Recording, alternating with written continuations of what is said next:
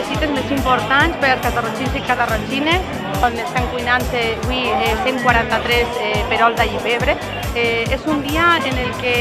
ja s'ha convertit en un punt de trobada, tant per la fita gastronòmica com és l'allipebre, i a més, perquè ja vols dir que és un dia després de l'estiu de ficar-se en contacte amb els companys i companyes de la comarca i de la nostra agrupació de Catarroja.